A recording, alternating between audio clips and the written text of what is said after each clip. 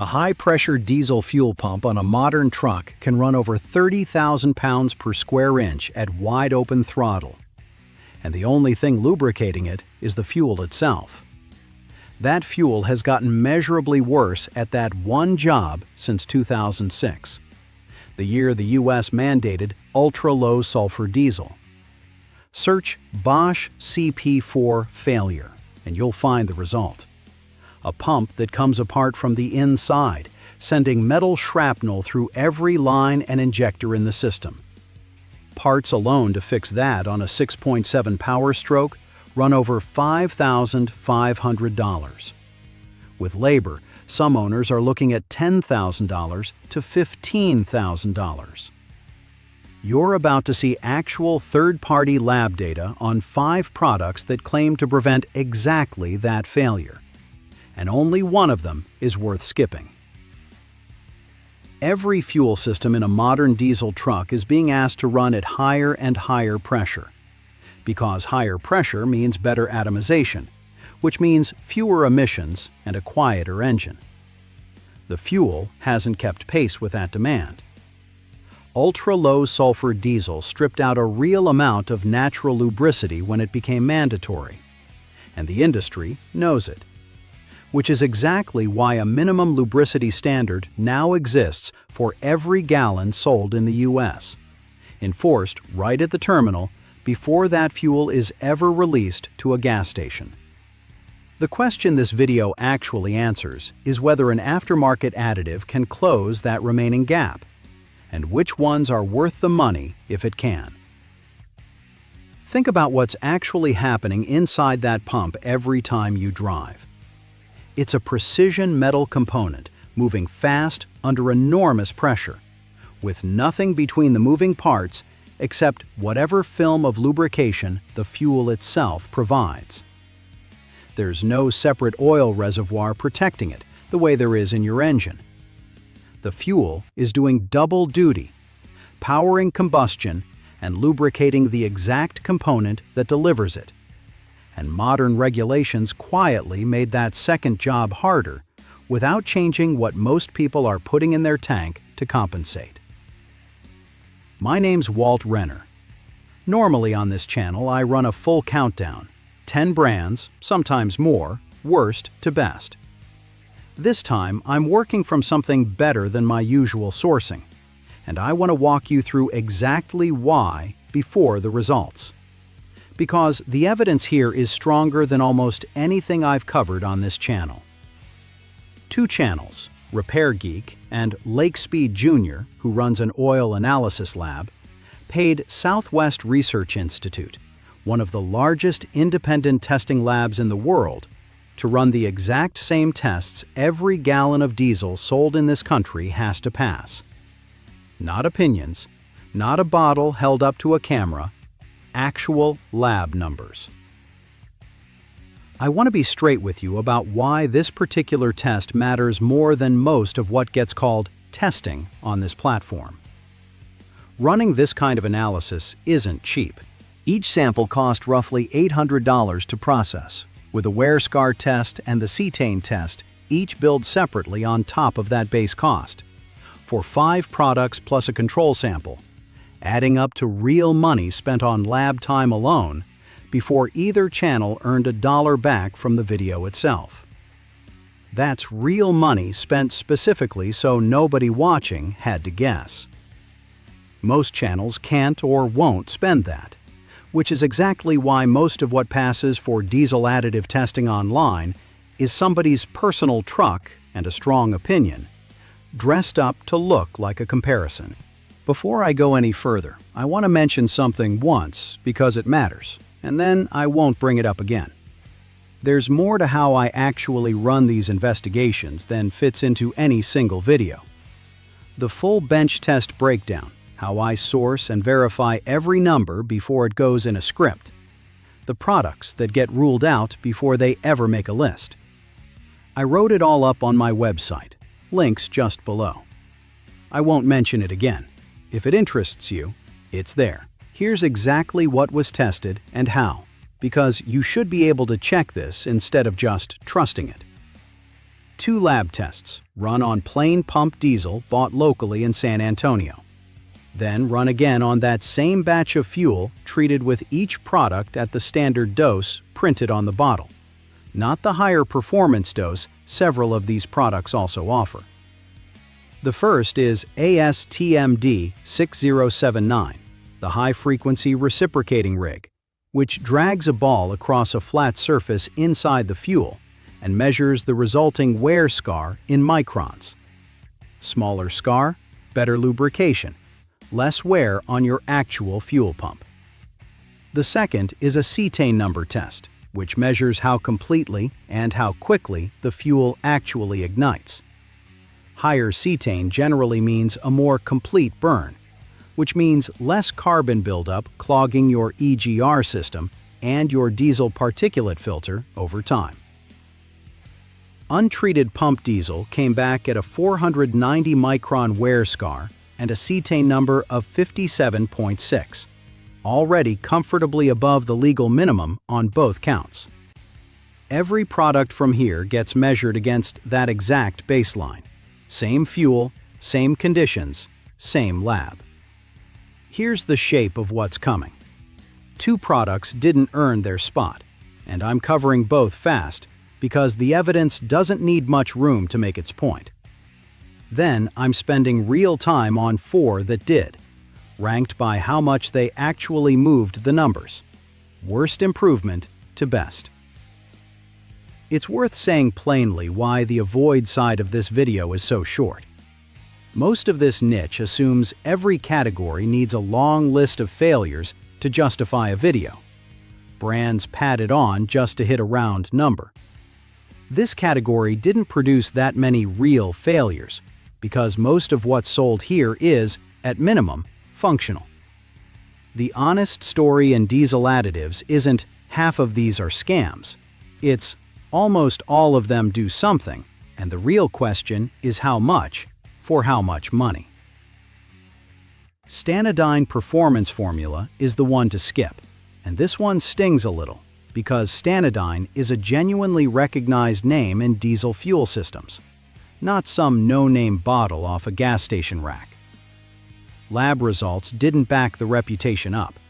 The wear scar barely moved off the 490 micron baseline, within what both hosts called the margin of error for the test itself, meaning it functionally did nothing measurable for fuel pump protection. Cetane improvement was the smallest of every product tested. It does carry one real advantage the cheaper products don't: a functional anti-gel additive for cold weather. That's a genuine feature, not nothing. But at $0.15 a gallon, the second highest cost of any product in this comparison, for lubricity performance that didn't clear the noise floor of the test, both hosts landed on the same conclusion independently. Not worth it. That's a real name, with a real history in this exact industry, producing a result that didn't survive contact with an actual lab.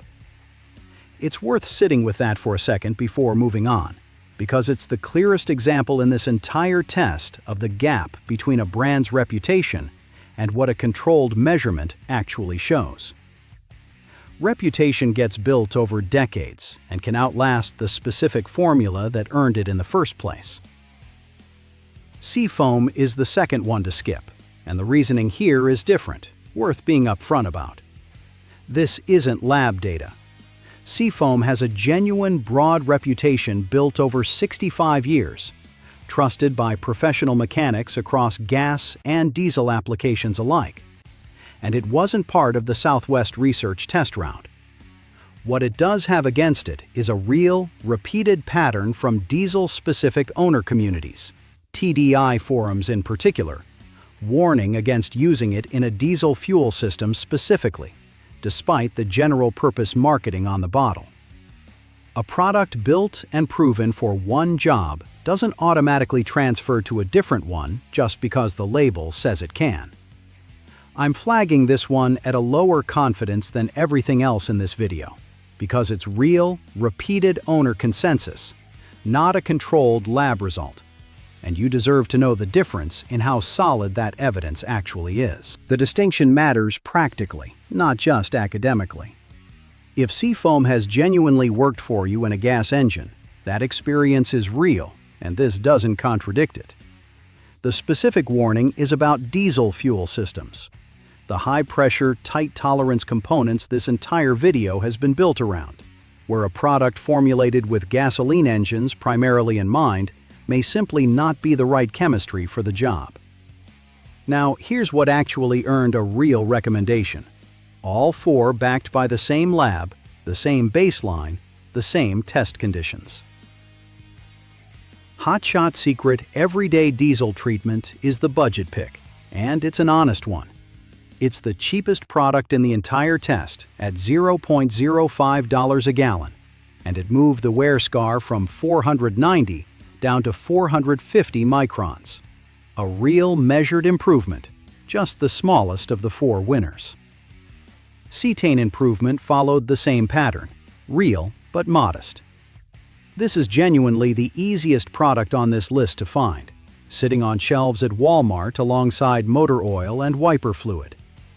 If your budget is the deciding factor, and you just want measurable protection over running nothing at all, this does what it claims. It's not the best performer here. It's an honest budget option that didn't oversell itself in the marketing and then underperform in the lab, which is more than some of the failed entries on this list can say. At a nickel a gallon, treating an entire 30,000-gallon lifetime of fuel costs somewhere around $1,500, less than a single oil change on some of these trucks, for a product that genuinely, measurably improves both lubricity and combustion quality over running nothing at all. That's the honest case for this pick. Not the best number on the chart, but a real number, at a price low enough that there's very little excuse not to be running something.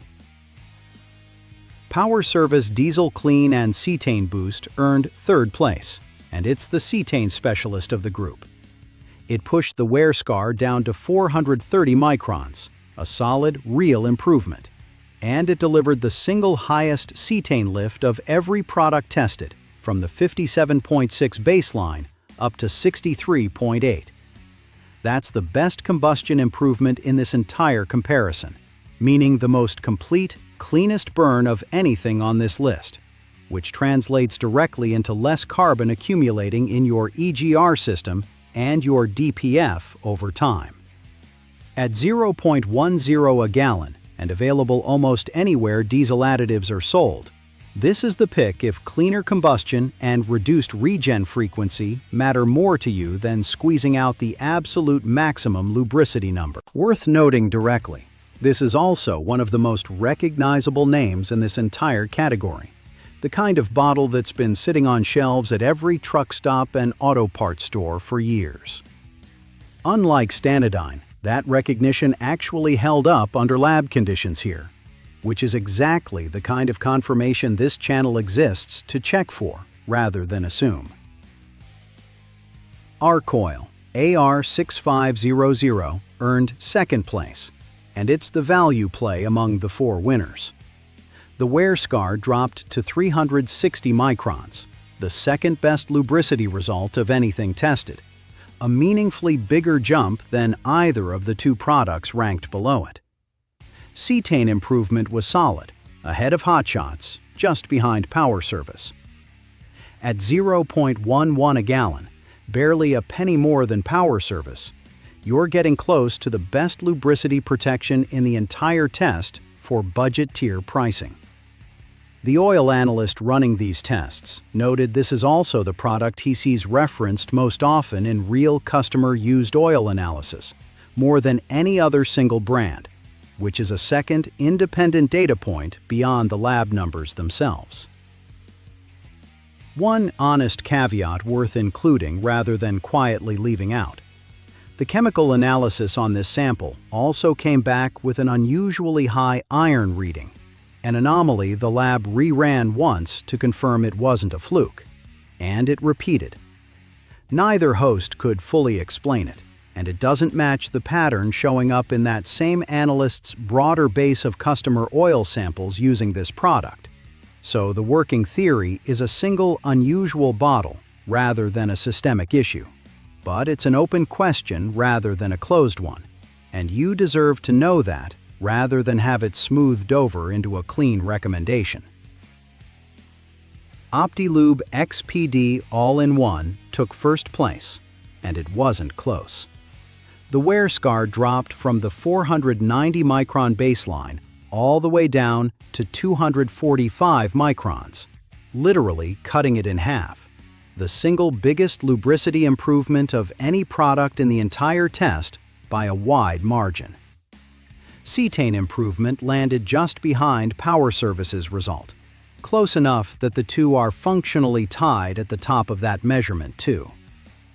It's the most expensive product tested at $0.25 a gallon, a real premium over everything else on this list.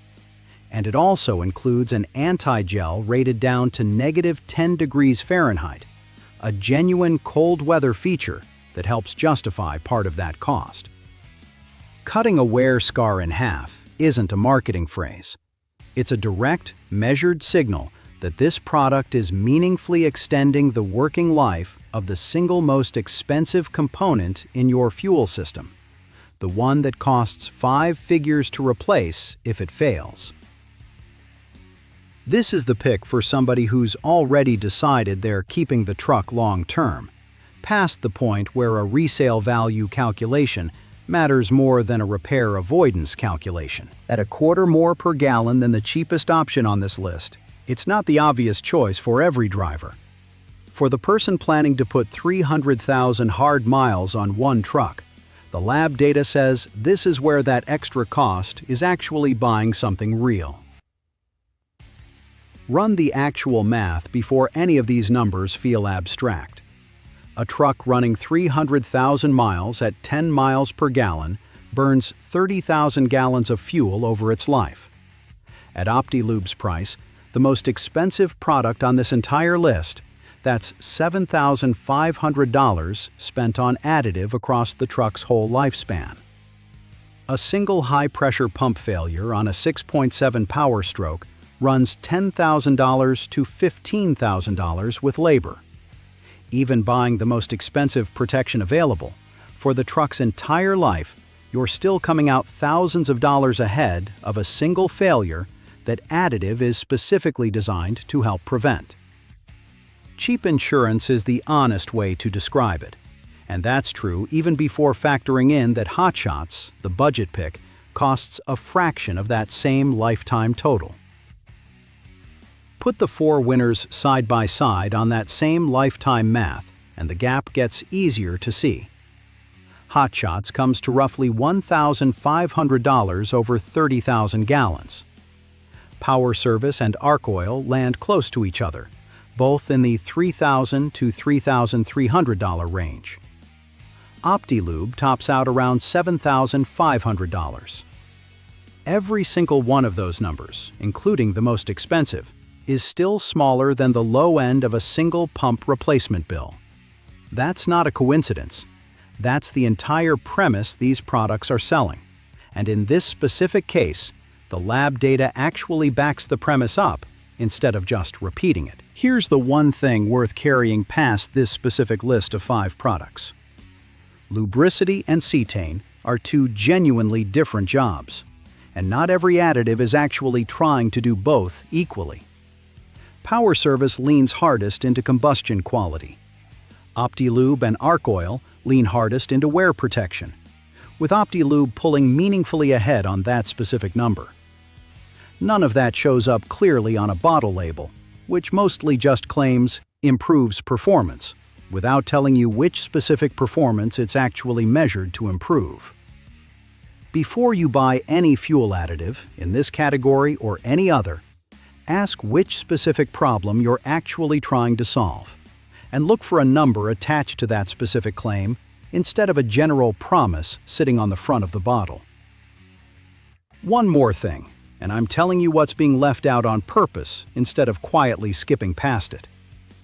This test used the standard dose printed on each bottle, not the higher performance dose several of these products also list as an option. That decision was deliberate. A higher dose typically means more frequent regen cycles and a bigger fuel dilution risk in your oil, which isn't worth chasing for most daily drivers just to shave a few more microns off an already strong result. If you're running a heavily modified truck or towing at the edge of your rating constantly, that math might shift. But for the vehicle sitting in most driveways, more additive is rarely better. It's just more expensive. I'd also rather tell you a result is unusual than quietly bury it. That's exactly what happened with Arc Oil's iron reading a minute ago. A single anomalous number that doesn't fit the rest of the picture doesn't get smoothed into a clean story just because a clean story is easier to deliver. It gets flagged exactly as it happened, so you can weigh it yourself. Here's the whole thing, fast, before you go. Skip Stanidine, real anti-gel feature, but lubricity performance that didn't clear the test's own margin of error. Skip Seafoam in a diesel system specifically. Real general reputation, real diesel community warnings against this particular use. Hot Shot Secret for the honest budget pick at roughly $1,500 over a truck's lifetime. Power Service, if cleaner combustion and fewer regens matter most to you. Arc Oil, for the best value-to-performance ratio in the whole test, with one unexplained lab anomaly worth knowing about. And OptiLube XPD, if you want the single best wear protection number in this entire comparison, and you're willing to pay for it. Tell me in the comments which one of these you're already running, or which one you're about to try. I read every single one of these, and if you've had your own oil analysis done using any of these products, I want to hear those real-world numbers too, especially if they confirm or contradict anything in this video. If someone in your life is about to spend $10,000 replacing a fuel pump that a 0.11-A-gallon additive might have helped prevent, send them this before the pump fails, not after. And since we just proved that a $5 bottle and a $500 bottle can be measured against the exact same lab standard, wait until you see what happens when I run that same test standard against gasoline octane boosters claiming the same kind of performance. Most of them have never been tested this way at all. One last thing. Since this video looked different from what you're used to seeing on this channel, if the evidence supports 10 real entries next time, you'll get 10. If it supports 6, like it did here, 2 to skip and 4 worth your money, you'll get 6. The number was never the point.